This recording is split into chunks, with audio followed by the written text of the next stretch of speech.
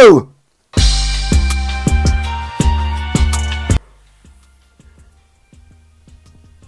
What is up? Welcome to the As Yet Untitled podcast, which really needs a title. Today we are finally, and this will get uploaded unlike the last time I tried to do something, finally getting a race review podcast. And today we're talking about Bielsko Biala and all the goings on and chat through it. Start off as I did in the Fort William video that I never got around to uploading, and about Discovery and how we think everything went with regards to the coverage.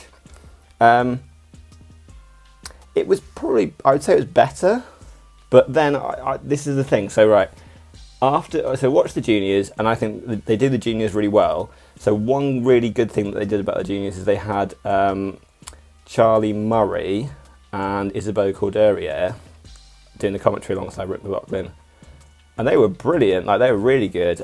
Charlie Murray had been riding the track as a sweeper, which is like the coolest thing of the whole weekend. So he won the enduro race, and then him and Matt Walker, as in Matt Walker from New Zealand, were sweepers. So if you don't know, if you've never been to a World Cup, 'cause you probably wouldn't have seen it unless you've been to one. They have course sweepers who basically, like, in between, they can go down whenever they want. Like, they can go down during practice at any point. But generally they're used for, like, in between sessions to sweep the track and check that there's nothing wrong with it and there's nothing that needs looking at by, like, the course builders or anyone like that. To, like, for repairs on the track.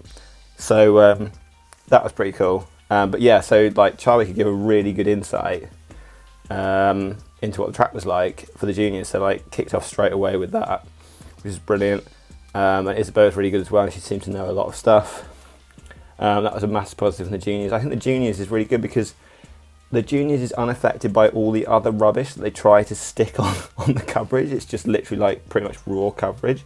They don't seem to have much drone shots.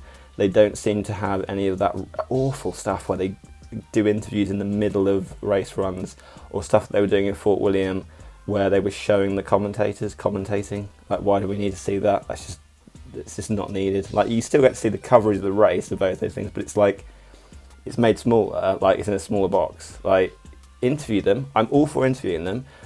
Let the commentators know, because I think, I'm going to explain this in a minute, but I don't think the commentators know that they're going to an interview. And just literally have the sound over the top, like it does it in other sports. Just have the sound over the top of because you can still see the run. It's, like, annoying, but it's kind of, if they want to do it, or do what Red Bull used to do and do it in between. So have, like, 10 riders break, and interview the person that's coming on the hot seat. Then don't interview all of them. It's difficult because, like, it gives the riders that exposure, but it just sort of ruins the coverage quite a lot for me, I think. And I just think everyone's like, oh, why have you done that again? But yeah, that doesn't happen in the juniors. Like, they just literally, like, show stuff, and the juniors are so good. Like, the racing, we'll get to the racing in a minute and how good the junior racing was. It's the best race weekend. It's the best racing of the weekend for me. I think both in Fort William and here, I think they're really stepping it up. And the ones that qualify are so refined and they're so professional, and the way they ride their bikes is just ridiculous. Like, they're not just completely wild and, like, completely off the chain like we've seen in recent years. They still are, but there's, like, yeah, it's a bit more refined these days, which is so cool to see. So here's the thing. I watched it not quite live. I started a little bit late, so I was catching up.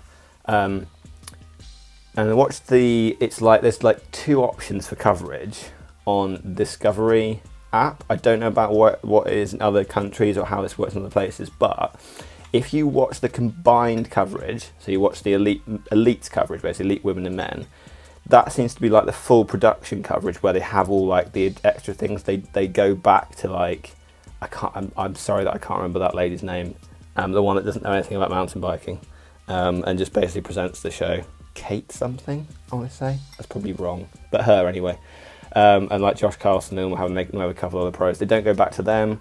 There's no, like, intro stuff. They don't seem to have any, like, Sorry, they have all the intro stuff. They have all the going back and forth to interviews and things on like the full coverage. There's also the option just watch it individually. So I noticed this last year, but I just assumed it was the same thing split up. If you go on the individual ones, it's literally just the raw coverage, and it doesn't cut back to anything, all the other rubbish. So if you are subscribing to Discovery and you watch the race, just watch the individual ones, because then you miss out. You don't have to see all that other stuff. If you're new to the sport and you want to find out more about it, watch that. Absolutely fine. You can watch the whole thing together. That's fine if it doesn't bother you. If you're used to like the Red Bull coverage, or you're happy just literally watching them go down the hill, just watch the individual ones. Because I watched like the women's with the combined coverage, and then it messed up when I was trying to skip forward to catch up. So I just went back and went on the men's itself, and that didn't have anything. I mean, it might have not had anyway, but I think it probably, from what had happened in the women's, it kind of already had that. The cameras weren't too badly placed. I feel like they missed a few opportunities to have the cameras better placed.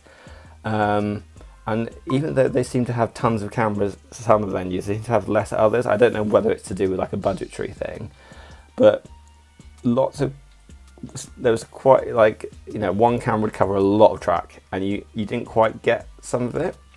It was quite a unique track at Bielsko Biala in a weird way, in that that whole first section, until there was that split line where you could jump the stump on the left or go to the right of the tree and cut inside, and a few people were scraping the part on the left.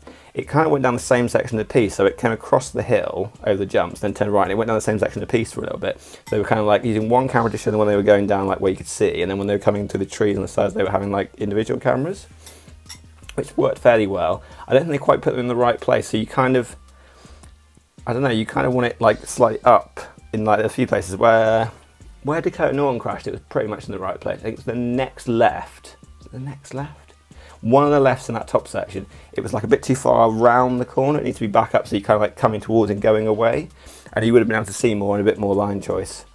But they weren't terrible, and a few sort of went behind trees, but you're going to get that in the woods. I just don't feel like we had that much problem on Red Bull. I feel like Red Bull are a bit better than that. But again, if they're not used to it. We had these teething problems with Red Bull back in the day, so it's not like it's a whole new thing. Drone shots weren't so bad. They used the drone where they should use the drone, which is the jump section at the top. And they did have that one big drone shot in the piece in the middle, and nothing much is happening in there. In the juniors, they didn't show it at all.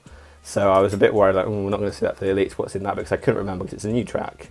So still trying to learn it in my head, even though I watched a billion helmet cameras over the weekend. It's a bit samey, so it's kind of hard to work out which bits were where. But yeah, that wasn't too bad. It wasn't like Fort William where there's actually stuff going on and you can't see it because they use a drone that's 1,000 feet in the air. The problem with the drone at the top, again, this is me being a bit picky maybe, I felt they cut to the static camera a bit too quick. So when it went up to where they went off that sort of shark finned drop, and it cut literally as they went off the lip of that, whereas it would have been nice for it to follow at least till they got into the corner and then cut to the other one, because you couldn't quite see what was happening in that corner a lot of times. And they had, what they did have, I've just remembered, that was really good, was a camera quite low down in that corner for replays, and they didn't use it enough. They should have used it a bit more, but you could see the lines people were taking through it. Was it thin aisles? Went above all the holes, and there were people cutting inside the holes, and it was really cool.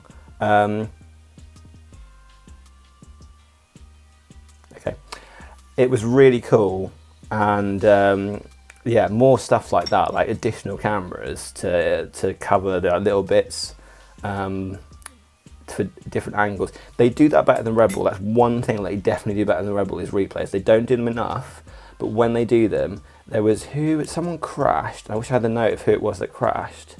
Was it Charlie Hatton had that moment? I think it was Charlie Hatton, and he came out the corner and his leg came off, and what Red Bull used to do when there was a replay, they used to replay what just happened with this same shot, that even though they might have had multiple cameras in that spot, whereas Discovery seemed to be really good at like reworking the footage so you can see it a bit better, and that's really cool. So that's a plus to them. I didn't think they were terrible, and again, the commentary was really good this weekend. Greg Minnaar in the commentary booth is brilliant. Again, like I said in the Fort William one that none of us got to see. I know what happened, what I talked about in it. Have riders that have ridden the track. It's brilliant having riders that have ridden the track, because they can be like, so they had Miriam Nicole in the women's, and they've had Greg Minnaar in the men's, and they've ridden the track, so they know it's like, oh, this section is like really tough because of this and that, and that's what you need to have in the booth. It's great. I think that's a really good addition. I think the commentary stepped up a lot this year. I think Rick's much better. I didn't think he was bad last year, but I think he's much better this year. So that's really good. I'm not going to talk any more about that sort of stuff. Let's get on. We'll talk about the racing. We talked about the track before in the preview, the semi-final rundown. Great track. Everyone seems to love it. I'm in two minds, but if the riders liked it, then that's cool, because they're going to ride as best they can.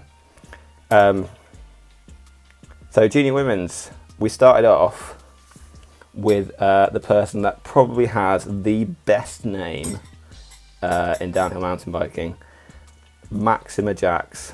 That is like the best name that I think there's ever been that's raced downhill.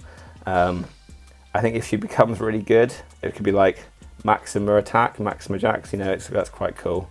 And she did really well, actually. She's 7th. And then I think we had Mooney Stoffers after her, who I've sort of heard of a little bit. Again, it's really weird when we have downhillers in the Netherlands, of all places, and it's the same with like Martin Mays or like any other Belgian riders that's like flat, or it's like you only hear about road riders from there. That was really cool. They both put down really good runs. Matilda Melton again did another fantastic run. One of the early people that did a decent run. I thought she might just about like not get on the podium because she wasn't going to be fast enough, because you knew you'd have to be around the 3:30 to be on the podium or fighting for the win, and she was back in the 3:40s. But again, another solid run, and Kale Cushman as well. I sort of thought she might do a bit more at Fort William, but she was, 3:38, decent time, really good, and again, good solid riders. And the way the junior women ride their bikes now is just incredible. And it's the same with all that generation. You can tell they've properly grown up mountain biking. They haven't just like, we can talk about Sasha Ernest in a minute, but you can tell they haven't just decided to like go and like start riding mountain biking. Like they've done it from a young age, or they've like done something else. In the case of Sasha Ernest, who like multiple time BMX world champion as a kid, and so like they've ridden bikes from an early age. Like we've seen a lot with the men in the past, like Laurie Greenland. I'm trying to think of who else used to race BMX. There's a couple of others I can't think of, or like someone like Aaron Gwynn that's raced motocross. And we're starting to see it more in the women's now, where people are coming through having ridden a lot of other bike sports. And super cool. And the amount of US riders coming through in all things is good as well. We don't want it to be just a European thing.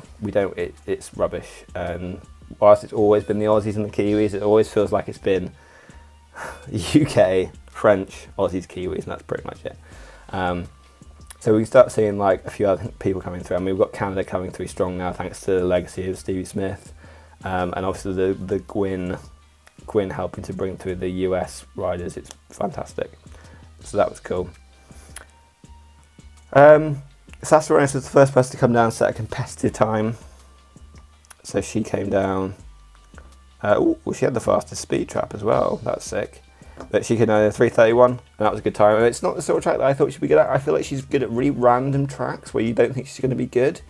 So I thought she might be a bit better at Fort William this year, and I sort of expected her to do as well. She got a podium, so it's not like she didn't, but she wouldn't have been on the podium if Eris had got a result. Is that right? Or was she second? She was second, wasn't she? So maybe she would have been, but I felt like she was a bit off. But yeah, she set a great time. Heather Wilson was then next down and was brilliant again. There was that line she did in the woods where she like stayed up high. There's that low rut that dropped all around the bottom. It was like one of the harder bits that people were looking at on track walk. She stayed up high and dropped into it, and it was so good to see. And it's the sort of thing that they're doing now in the women in general, but the junior women as well, as they're riding lines a bit more. Then we had Elise van Leeuwen, and we thought, like the way she's riding foot with him, I thought she was going to come down and smoke everyone, but she's actually a bit back, 0.069 of a second off Heather Wilson, so it's super close. And then you thought that Ellie Hulseboosh, I'm going to learn to say her name in a bit, was going to come down and smash it, but not quite. Just did she have a mistake in that last sector? I mean, that's what we could talk about at this point, is the track and what made the difference, I feel. So there was 2 sections. One section was more noticeable than the women's. Again, I can't remember who it was in the elite women. Maybe I'll get to that bit, or I'll remember. But like, there was someone, it might have been Camille Blanche, but someone towards the end, where there's that section where you saw some of the men gapping that stump on the inside, like literally like the second, third to last corner, the last like proper right-hander before they went on that left where a lot of them crashed. They were like backing off too much, and if you back off too much at that point because they were trying to slow themselves out, they would literally weren't carrying any speed into that next bit, and it was the people that sort of like let it go a little bit and gapped over the top, not even like over the stump, just literally like went light. And Ben Cathro brought up in one of his videos about why, how they were doing that section, and as usual with him, it's completely right and accurate. But yeah, there's that section, and there's a section back up before they start going over the boardwalks. So there's a really tight corner, and then they've got to carry a lot of speed out. And if they didn't do that, then they lost tons of time. That's where Loic Bruni made up a lot of his time. But yeah. I think Elliot, did she make a mistake at the end? No, if anything, she wasn't too, she's about the same all the way down. 2 seconds off, 2 seconds in the end, but she's about 2 seconds off all the way down, so yeah. So another, brilliant result from Heather Wilson to take the win. 2 from 2. So yeah, it's setting up to be a really good year for her. I think I mentioned this before. I don't know, she's had like a ridiculous number of wins, but I don't know like how good the quality of racing is for young women in this country at the moment. I don't know how good it's ever been. It doesn't ever seem to be like fantastic. So I know this is nothing against any of the women that race at all, but if you're like a bit good, you're probably going to win quite a lot of races.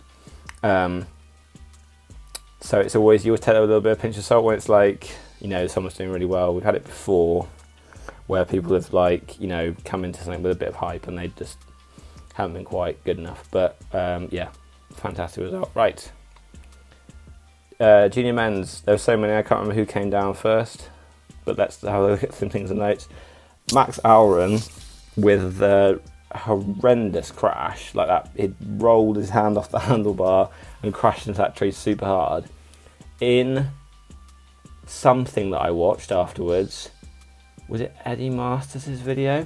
He obviously broke his rear brake because he was doing that whole like BMX thing you used to do when you were a kid, where you'd brake with your foot going down the steeper section. So there's a section, it's one of the steeper bits towards the bottom, and it's got like a pinched right, and some people were cutting high and going across the roots right by the tree, but quite a lot of people were hitting the little pinch at the bottom and then like going over the bars, and he comes down into that and he's a bit out of control, but he's not going super quick, and I'm assuming it's because he didn't have a rear brake, so he doesn't, basically the rear brake stabilizes you. So if you've ever tried to ride without having a rear brake, you'll know it's terrifying, because your front stops, but there's nothing to stabilize the rear, so like your front is just washing around all over the place because your weight's just being pitched forward. It's not like balancing the bike, and it locks up and it's terrifying. It's worse than just riding with a rear brake. Without a front brake, you don't stop, but at least it's not scary or as scary. So yeah, I'm guessing that he had to do that all the way down, which is pretty sick. That was pretty cool. Like, I think maybe people would just gone like stopped and walked, but yeah, rad. Mike Hooter was on a good run, wasn't he? Till he binned at the end, 5th, 10th. Yeah, top 5. And then got stuck in the catch at the end, and we all thought that something bad had happened. It didn't look like anything did, but then when you watch the slow, the bike hit him on the head, but he was fine. Can't remember what happened to Rudy Icon. Chris Hauser. Now here's one of my things that I don't like that Discovery do this. They did this a lot last year, and yeah, it really grinds my gears. They cut away from riders when they crash and go to the next one. So yeah, like, why do they do that? I get why, because it's like, well, they're not going to win. And I suppose if you've been down on the ground for a little bit, and Chris Hauser was down for a little bit of time, but he's Chris Hauser. Like, he could have pulled off an amazing result. Or his splits after he crashed. Oh, he cruised down. But, like, it doesn't happen so much these days, but we have seen people before that have had amazing runs after they've crashed. You know, can you imagine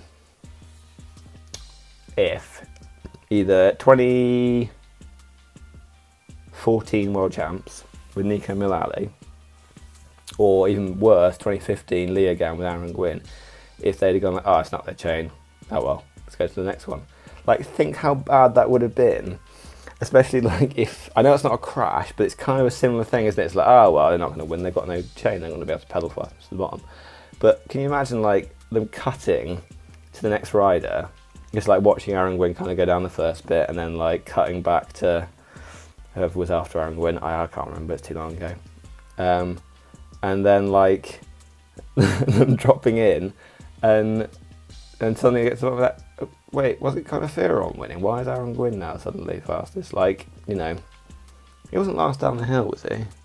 Maybe it was last down the hill, but could, like, if there was another rider after him, you know what I mean? So don't do that. Like, let them see the forwards. And again, that goes back to the whole thing again I mentioned about Douglas Vieira. Like, people in Fort William, Douglas Vieira, you didn't get to see who was wrong because Greg Minnaar was after him. And, like, people watch it to see their kids, see their brothers, sisters, whatever, on the live feed. Don't cut their runs out just because they're not Greg Minnaar, just because they're not, you know, doing so well. It's not their fault. So yeah, that is a massive gripe I do have with them. Let's see what else we've got. Lucas Didora had a fantastic run. He's looking like he's quite good. Is he going by his number? I assume he's first year junior. 2007, yeah. So first year junior. So we could see some good things out of him. He seems like a good rider. I'm pretty sure he was on some of the coverage from the, whatever they're called in America that they've been showing. If you've been watching on YouTube, you can watch them, like their race runs from the Nationals, like Tennessee National and stuff. Ryan Griffith was on a good run. Until he messed up the end, like a few others did in that rut. Dan Parfit rides full commitment. It's so cool to see, but you don't win races like that, unfortunately. So if you can tame it down a bit, he'll probably get a bit closer to the top. It's the same thing in Fort William, where, like, he justified it as he was cutting inside all the ruts, but it just looked like he was blowing corners up, and that's not fast. You know, you've got to be smooth. It looks cool. Like, we all like the riders that ride wild, but, like, the ones that can ride wild and, like, keep the speed, Amory Piron, Sam Hill, these are people that can do that sort of thing. There's a few others to that extent, but yeah. Chill out. Luke Wayman is the sickest rider in the world, and I won't hear any bad things about him. He had a good run. Yeah, ride's really cool. Need to see more of him. Second year junior, so yeah. He'll, well, did he get a podium in Fort William? He was on the podium in Fort William, wasn't he? Yeah. So yeah, we'll, I think we've seen more of him. Raphael Giambi, who Lloyd Bruni actually mentioned. I never heard of him before. I mentioned him in the track walk video that Win did, Win Masters. And he had a good run as well. I think he was fairly early on. Till Alron holding up for the Alron twins in fourth. Dane Jewett put down a good run that we expect him to do, to be honest. I feel like these days, I think he's one of the top juniors. Yeah, well, I'm not surprised to see him on the podium. Same with Milan Falque, like we saw him last year doing really well. So that was good. He had a really solid run. Actually had the fastest first split. So he took that off Asa. How much faster was he? Oh, not much. But Asa Vermette rides like he's been riding for 10, like racing World Cups for like 10 years. It's ridiculous. Like that was such a measured run. Like he qualified quite low down. Like he's protected anyway, but he's tactical. Like he did it on purpose, basically, so he didn't have to waste energy. I'm assuming. Did he ever crash? I didn't see anything about him crashing or anything bad. So that's amazing. Like how does he know how to ride a bike like that when he's only 17? Sorry, it's unbelievable. So yeah, who got the fastest speed trap? Huta, Mike Huta. He's got a cool name to say as well. But yeah, I mean, this kid's something special. You know, he's got a whole nother year of juniors to go, and next week there's no racing. I think I'll do a podcast about like maybe some changes we should make to the juniors. I would say we, but I mean like that should potentially be made to the juniors. That would make it, I think, more interesting. So I've got a couple of ideas, and we can talk through those. But yeah, if you're not watching the juniors, I absolutely beg you to please go and watch it. It's free, it's on YouTube, and it's just the racing, and they're so good, and it's so worth watching. If you like bike racing, watch the juniors for sure. I hate hay fever. I should look at these on Roots and Rain rather than the official results. But anyway, shout out Roots and Rain. Roots and Rain's awesome. If you don't know about Roots and Rain, you want to see any results of your racing, go and check it out. It's absolutely brilliant. They have pretty much like every major race at least, and like quite a lot of countries' national races and lower categories in certain countries. So yeah, if you ever want any racing stats, just head on there. It's brilliant. You won't beat it. So the women's, I'm going to say something in a minute when we get to a certain person, and anyway, we'll talk about it in a minute. Anna Newkirk is like doing really good this season. How old is Anna Newkirk these days? 2001. So when did she come out of juniors? Like, if they're 2006 now, it's like 5 years ago.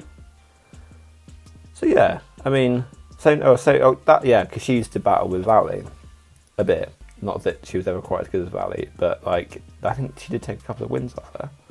I seem to remember. But yeah, really cool to see her getting into top 10s. It was top 11 actually, because Nina didn't make it to the top 10. But it's so cool to see her up there. She's a really good rider. And I like her fingernails that she had painted for World Champs, where she had like little USA flags on them. That was really cool. Veronica Vidman as well is another person that I always think should be there or thereabouts. This goes back to what I've said before, 15 riders at least in the women's. Like there's some missing out that should be in. I want to mention at this point, as we're talking about it, a comment that I saw that on one of the UCI things, because people literally all their Instagram stuff is people commenting like how they hate the coverage, which is a bit unfair. They deserve a little bit of like pushback, but like for the main, I don't think it's terrible. But someone said something along the lines of basically like let the good people qualify. Like people, like it's like people shouldn't be kicked out because they've had a bad run. That's literally the point of qualifying. Like, come on, use your brain a bit. Like the whole point of having qualifying is to weed out the people that aren't fast enough. If you make a mistake, you make a mistake. It's elite racing. Like you've got to deal with it. You can't just go like, oh well, they've made a mistake, stick them in. That's what we have protected riders for as well.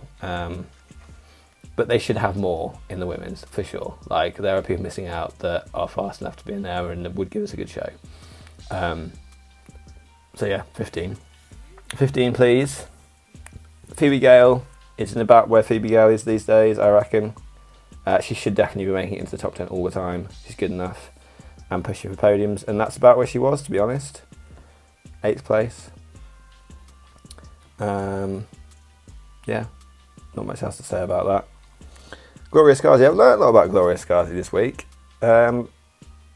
So I didn't know. I knew she raced enduro because I've seen her around the enduro stuff for at least the last, is it 2021? But she's I don't know if it's multiple time, but at least one time world pursuit champion on the track.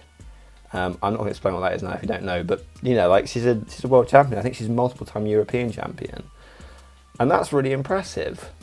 You know, to be able to hop off something like that and then be racing at the highest level at downhill, which is a completely different thing. Basically, the only similarity is that they've got 2 wheels and pedals. Like, other than that, it's completely different.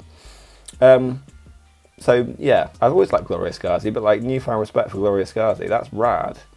I'm going to skip the next person for a minute because I'm going to come back to them because they qualified last. I think they qualified first, didn't they? Yeah.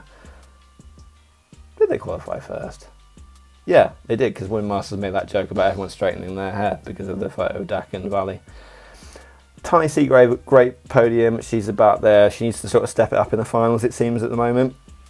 So she seems to do really well in like quali and semi, where she'll be like top 2 or top 3, and then she drops down a bit come the final. It's like that's her level at the moment, if you know what I mean. Because I feel like a lot of them, they do sort of drop a little bit and then step it up for the final.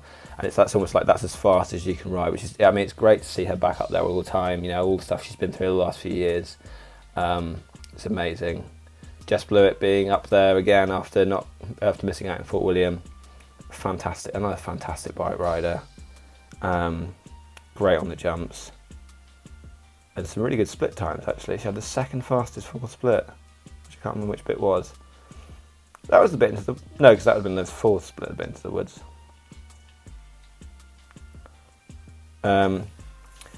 Nina Hoffman, I thought was going to win. Didn't she have some of the fastest time? I don't know, she got slow, she went down. Yeah, she was fast at the top, I think.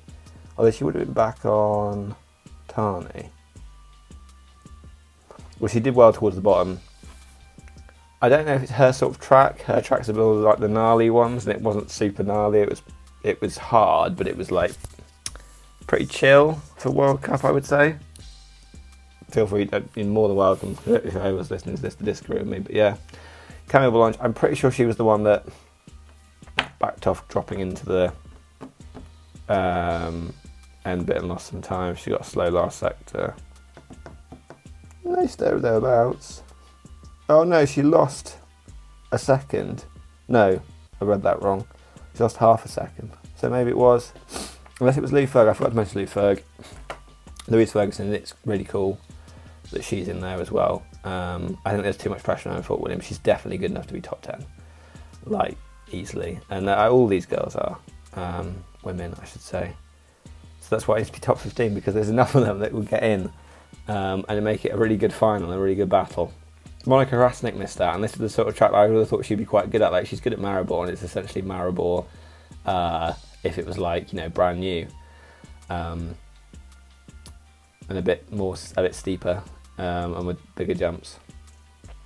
But props to Marine Cabaret, like, yeah, she's been riding so good in the last like half a year, since like the summer last year. And again, she's one that's been through the point of injury since she won the Oval in 2020, so it's good to see her back. She had that big crash at Leo Gann. Was that 2021 or was that 2022? One of those 2 years, where she crashed in the stumps and went like whoop onto her head, and it was horrendous. I think she compressed her back or something. It was a really horrible crash. But right, Valley Hole was just literally about to, if she's in the start gate, about to leave the start gate. I was watching with my brother, and I said, this is the sort of track that Valley will crash on. And like 4 corners later, she binned it. And I don't know why I had that feeling. She always seems to... She loses the front a lot, doesn't she? Oh, and interestingly, stay tuned if you want to hear some more losing the front talk, because we've got an interesting thing coming up on a certain Dakota Norton that I think will be interesting, and it's quite ironic and funny. But yeah, she seems to, like, when she crashes, like when she went is that 2021 where she crashed a lot? Just because she lost the front. So I don't know if something about her riding style is set up or something, but it was the same thing again in that sketchy, the one that you could like gap into, that you tuck the front in that one. And I don't know why it was a sort of track that I thought that she might crash on. I was like, I'm 50-50 there being right or wrong, but I just got the feeling that that was what's going to happen. It's almost like the way she pushes stuff, she needs to have the grip there, and the grip wasn't quite there yet for the women's. Obviously, it had rained for the juniors. I forgot to mention that. It had rained in the juniors and made it a bit greasy in spots. So yeah, I doubt I could do it again in a million years, because I think these things are impossible to predict. Like, I'm rubbish at the predictor. There's so many variables, you just can't, it's not physically possible to know who's going to do what. You can have a good idea, but it's hard to know. And just when you think you do know, someone has a bad race, or like something happens and it doesn't go their way. So yeah, I don't think it's easy to predict. You can know as much stuff and you won't be able to predict who's going to win. Like the amount of times you see, like, they ask Sven Martin quite a lot who he thinks is going to win, and he'll say this person, and they don't. So yeah, it's so tough to predict. Elite men's, whoopity whoop whoop whoop. This was a good race. I mean, again, they were all good races.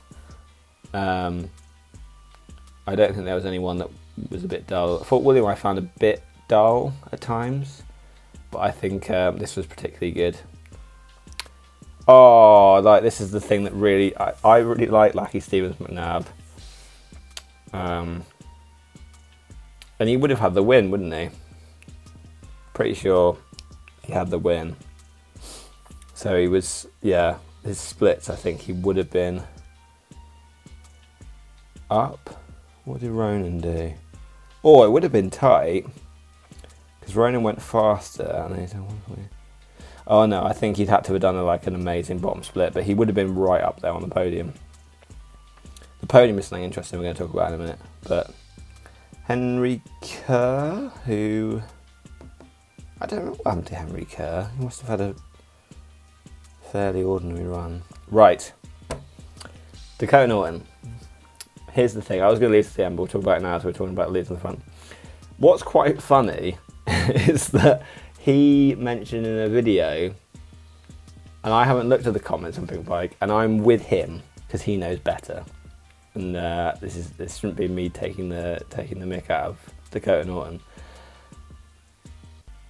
He lost the front, and apparently all the Pink Bike comments about his high-rise bars is that he's never going to have any front end grip.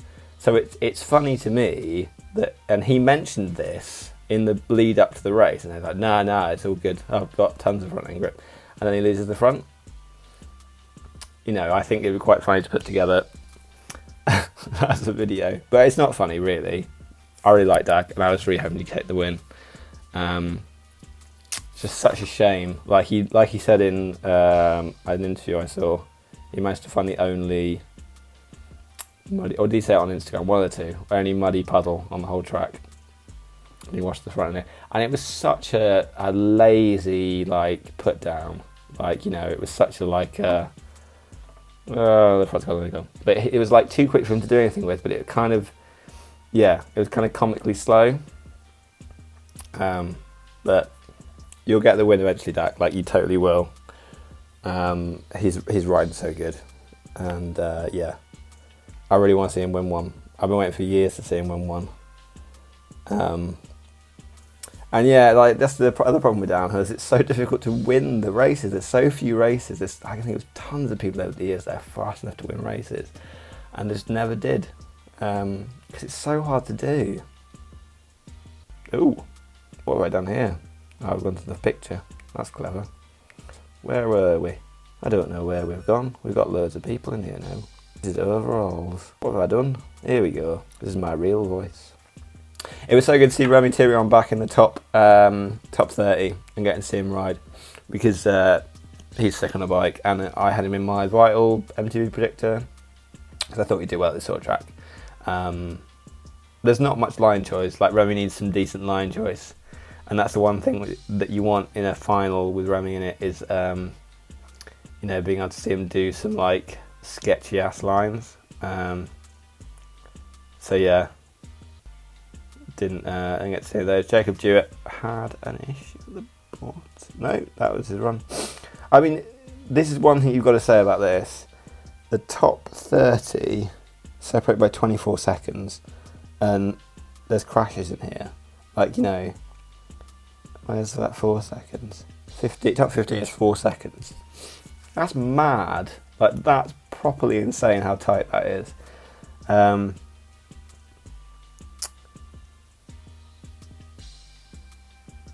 Remy Tyrion took the Remy Tyrion. Jacob Jewett, Jordan Williams. Thought he'd be a little bit quicker, if I'm honest. Like, I feel like we haven't got quite back up. He had a good first split, but we haven't got quite back up to the what we sort of expect from him after winning London last year. But that'll come. Finn Isles. Did Finn Isles make a mistake? Yeah, in the end somewhere.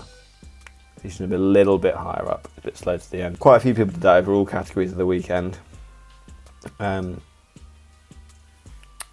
Just the way it went.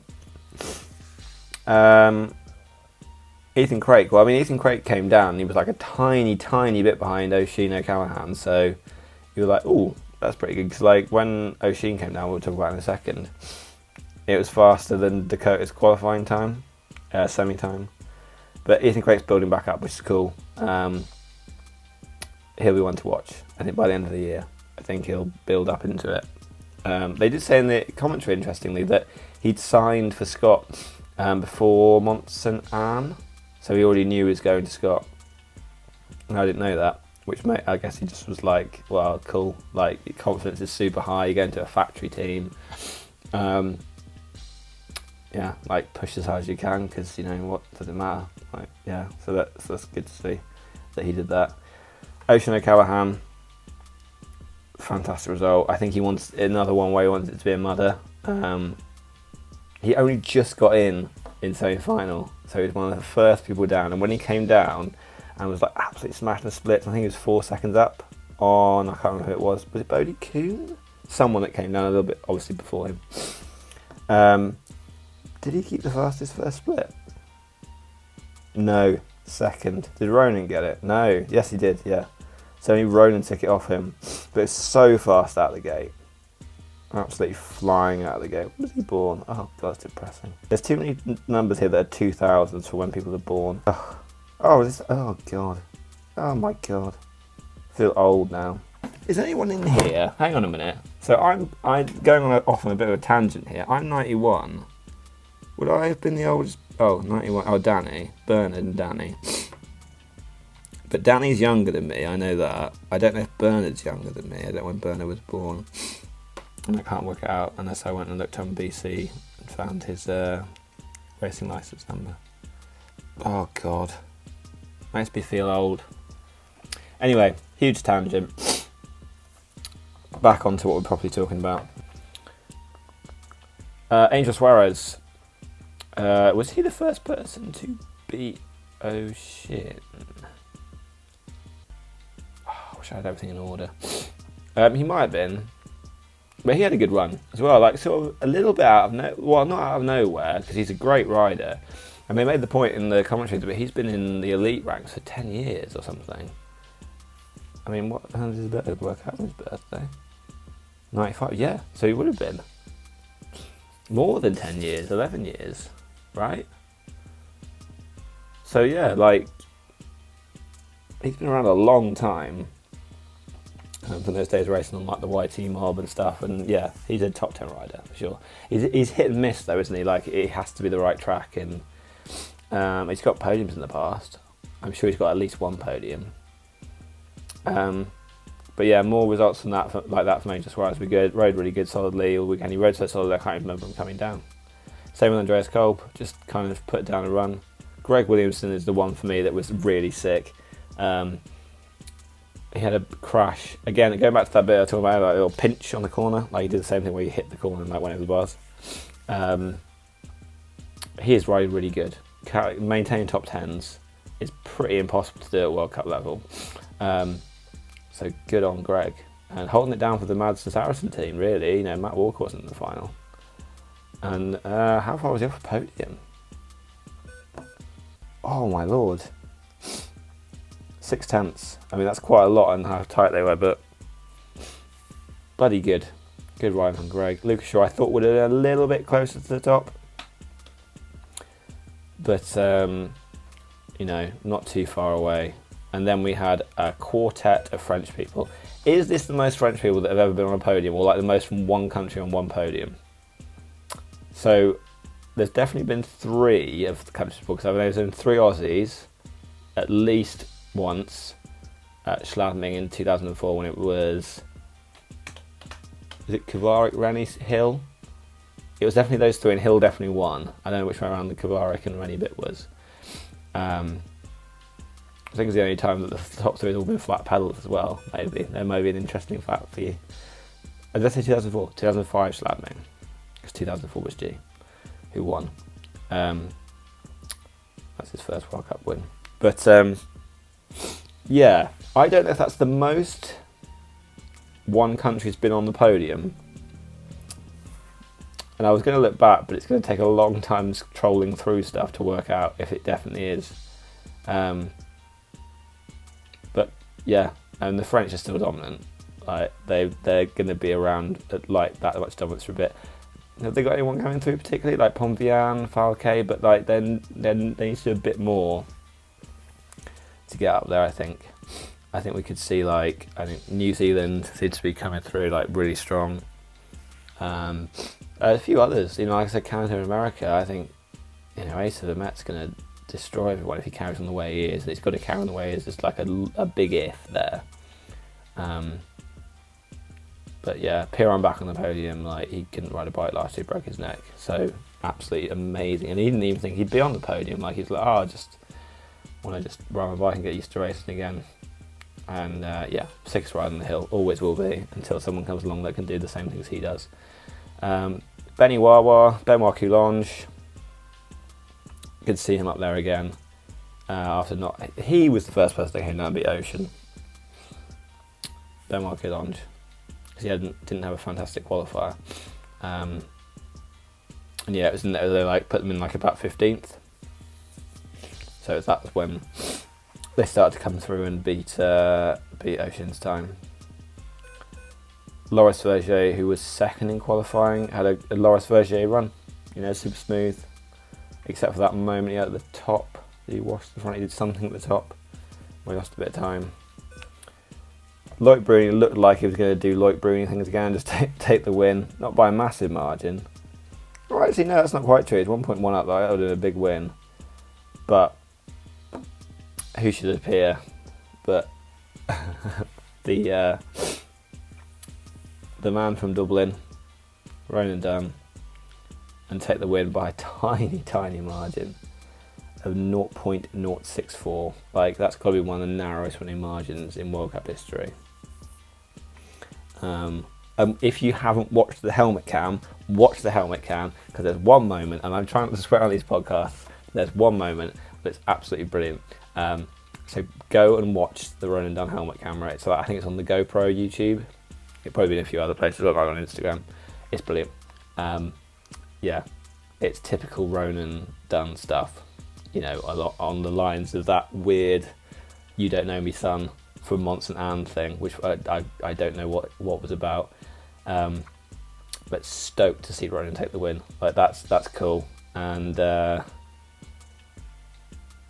yeah, it's been coming, and I think it'll open the floodgates a bit more. But like, you know, where have Ireland come from, really? You know, they've only really got Ronan Dunn and Ocean O'Callaghan. Like they've had people in the past, like Jacob Dixon. They've had people in between then as well. Who's the guy that I'm pretty sure he was Irish, or is Irish, that used to race as a kid but then went to road racing. That guy is who I'm thinking of, if you know. McGlinch? Christopher McGlinchley? Something like that. I'm pretty sure he's Irish. I want to say he went to road racing, but I can remember, I mean, I think I did some nationals at the same time with some of these boys. But I can remember there being Irish people there because you'd sit on the uplifts and just hear, you know, Irish jibber jabber.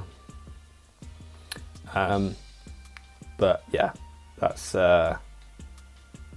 stops Bruni from absolutely destroying the overall, but he is anyway. So let's take a quick look at the overalls and then we'll look ahead to what's coming up.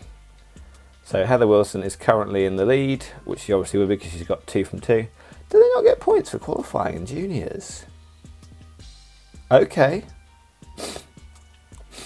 What's the point of trying to qualify then? If you're protected, you might as well just cruise. Okay.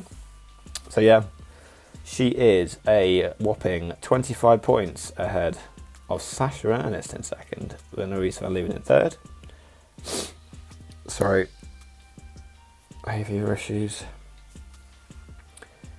Ace of Met, again, 2 from 2, so he's obviously winning that. My boy Luke Wayman in second and Dana Baum, Dane Jewett in third. And yeah, that's it from that. And in the overalls, in the women's, well, Valley Hull's still taking the overall because they get points for everything. So 10 up on Tani though. So Tani's consistency is really doing her like a massive amount of favours, and we'll talk about the men's in a minute. But Jess, can I have some tissue? I need to blow my nose as well. I don't think anyone wants to see me blow my nose. I hate hay fever. Anyone's got any like fun hay fever remedies? I'll be interested in trying them. Anywho, Valley Hull still leading. Tiny Seagrave in second. We already talked about that because she's super consistent. From Camel Blanche, Nina Hoppman in fourth and Marine Cabaret in fifth. That's the sort of 5 that you kind of would imagine would be up there. Was anyone missing out? Obviously Miriam Nicole's a long way down, but she did not get any points at all from Fort William. Wasn't she closer to qualifying? Okay, whatever. Elite men's, this is pointing out on something else. Loic Bruni is a ridiculous amount ahead of Ronan Dunn. 160 points. Mental. But yeah, something that was talked about, I think it was on one of the Sleeper Co podcasts. So Max Rendell was interviewing, I don't know, probably Ben Cathro. It seems like the sort of thing that they'd be interviewing. And they basically said that Bruni will always win the title because it's all about consistency, and he's just super consistent. And you know, he only won World Cup last year, but he still won. I mean, it wasn't convincing, but like he still won. And yeah, I think it could be similar this year. So like he had third. Oh no, it's not how that works. Don't worry, I was going to say something. It doesn't work. But yeah, Loic Bruni first, Ronan Dunn second, Vergier third, Lucas Shaw fourth, and Troy Brosnan fifth.